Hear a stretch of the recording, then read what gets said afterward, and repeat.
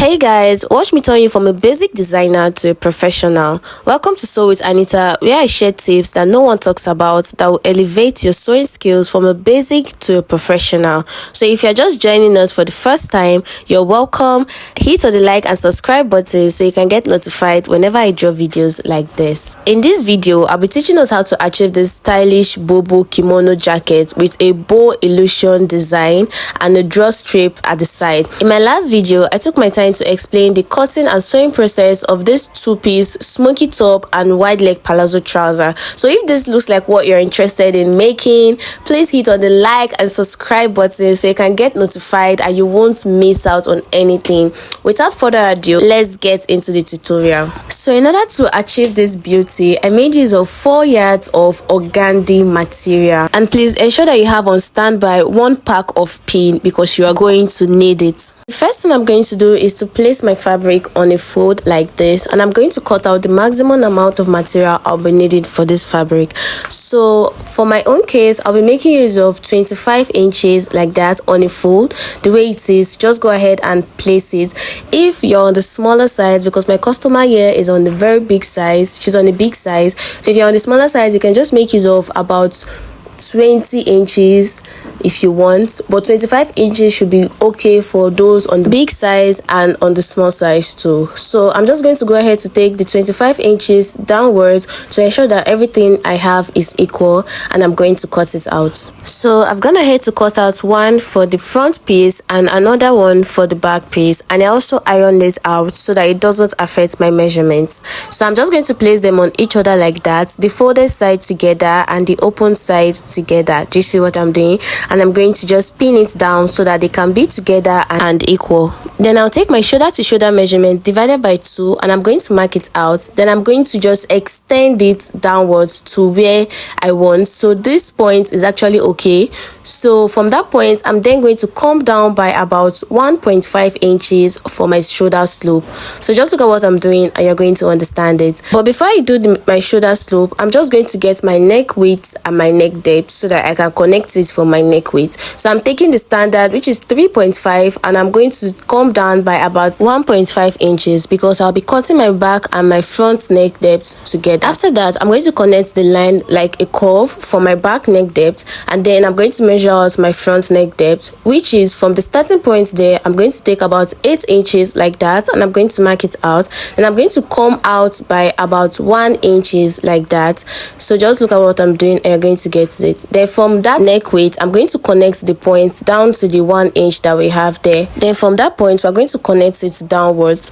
This is just because when we add the band, we want it to lap very well on the dress, on the kimono. So from my neck width, I'm just going to connect the point down to that shoulder slope that we already marked out, and so this is what we have. Then from the shoulder to shoulder measurement, I'm just going to come out by 3 inches there, and I'm going to mark it out like that. So just do exactly what I'm doing, and I'm going to notch that point. That point is very important, so just do it. Then for my shoulder measurement, I'm going to take my full length and I'm going to mark it out. So for my full length, I made use of 45 inches, so you can go ahead to do the same thing there, and I'm going to mark it out like that, and then I'm going to cut it out.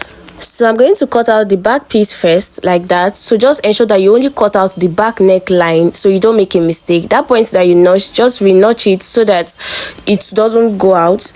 Do you see what I'm doing? Then after that, I'm going to separate the front from the back piece, and I'm going to cut out the front piece. So the only difference between the front piece and the back piece is that after cutting out the neckline, we're going to just open up the front piece like that because we want it to be in a jacket form. So I'm just going to open up my back piece like that, and I'm going to place the front piece on it, right side facing each other. So do you see what I'm doing? Then I'm going to pin it down, and I'm going to stitch it down to the part that we notched. So do you see what I'm doing?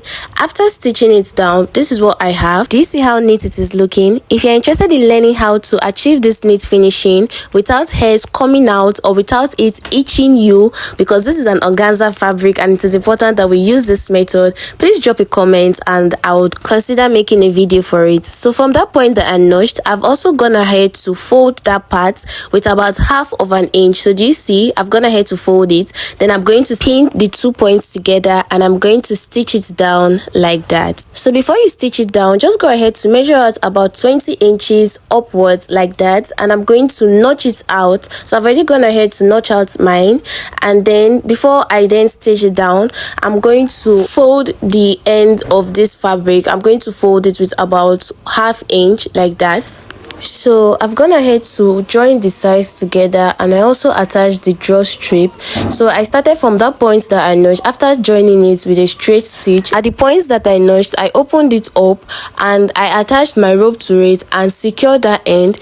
Then I stitched it downwards like that, but I already went ahead to fold the lower end first before attaching my drawstring. I just hope you understand what I'm saying. If you want a detailed tutorial on how to attach your drawstring, please drop on the comment section. I've gone ahead to arrange the kimono like this, and I'm going to measure out what I have from the top down.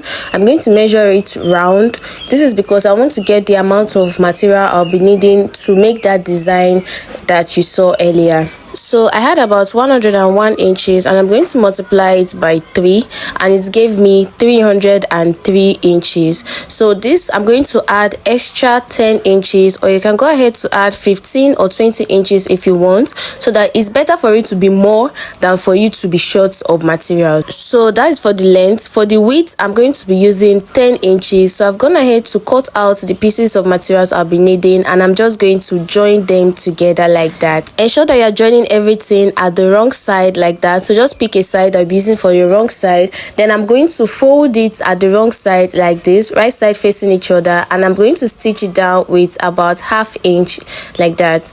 After doing that, I've gone ahead to turn it over, and I'm going to just iron it out, but I'll be ironing it out at the center. So just look at what I'm doing and you'll get it right.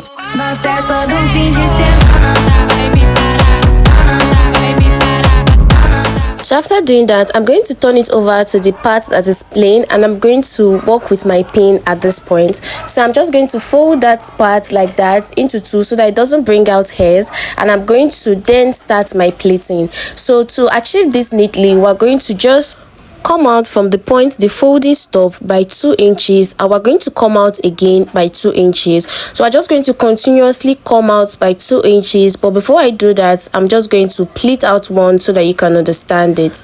So you see the first 2 inches we came out by, we're going to just pleat it to meet that other line, that other mark like that, and I'm going to iron it out. Then I'm going to pin it down. Ironing it out is just to make your work easier and neater, so it's actually compulsory that you do that. Then I'm going to do the same thing again. I'm going to get the second marking, and this time around I'll be doing it the opposite direction to meet the other point. Do you see what I'm doing? The other 2 inches. So I'm just going to iron it out again, and I'm going to pin it down.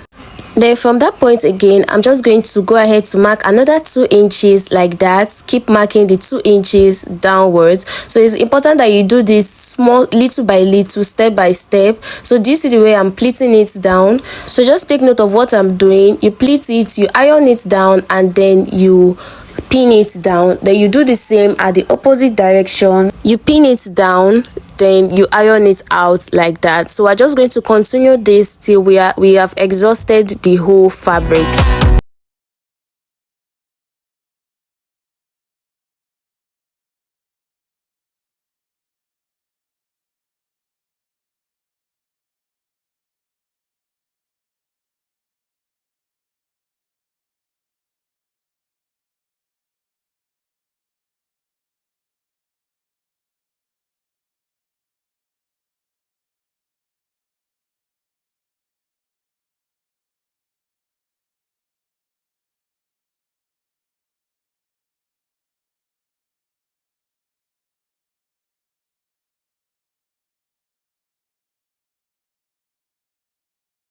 After doing that, I'm going to attach it to that point where we measured out. But before I do that, for a neat finishing, I've gone ahead to fold it with about half of an inch round down to the end. So what I'm going to do next is that I'm going to place it on it like this, and I'm going to attach it. So ensure that the ends of the pleat meet the ends of where your fabric is. Just look at what I'm doing, and I'm going to stitch the middle like this. Ensure that you're stitching the side that is plain. Please don't stitch the part that has your sewing on it, so that it would be neat. If you don't understand what I'm saying, just look at what I'm doing. So I've gone ahead to attach it down. So do you see what it's looking like? Next up, I'm going to get my hemming gum, and I'm going to just place it at the edge side. Do you see that point where we have, just look at that edge there? We're going to place it there at this point. I don't know how to explain this that you're going to understand it. So just look at what I'm doing at the point that is lapping the main fabric. Place your hemming gum in between them and just iron it down. Do the same thing for both sides. I'm going to do everything on every. This is because we want to join it together and overlap it like this. So we don't want it to be coming out. We want it to lean down like that. So do you see what I'm doing? I just hope you understand it though. So this is what I'm talking about. I've gone ahead to start stacking both sides together. So after I've added my hemming gum, I'm just going to take two parts like that, and I'm going to pin it down first before I get my needle and thread to tack it down. So do you see that point that I wanted it to hem down? Do you see how it is lapping down very well and it is not coming up with the fabric? So that is the importance of the hemming gum. So I just hope you understand it. I'm going to get my needle and thread, and I'm going to just tack it lightly like that.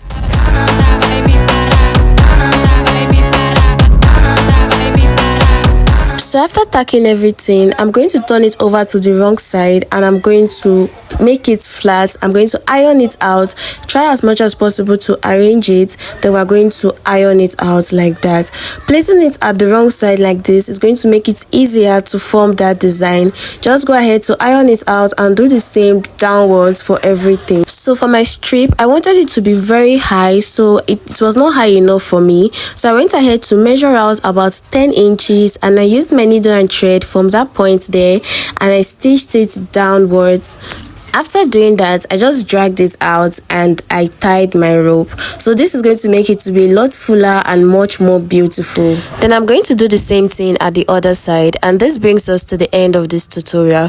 If you are yet to hit on the subscribe button, please do so you can get notified whenever I draw videos like this. Trust me, you don't want to miss it. Also, I dropped a video on how to achieve a busted dress step by step. If you know you're having issues with drafting your bust cup measurement, just feel free to dive into my channel so you can explore and learn more.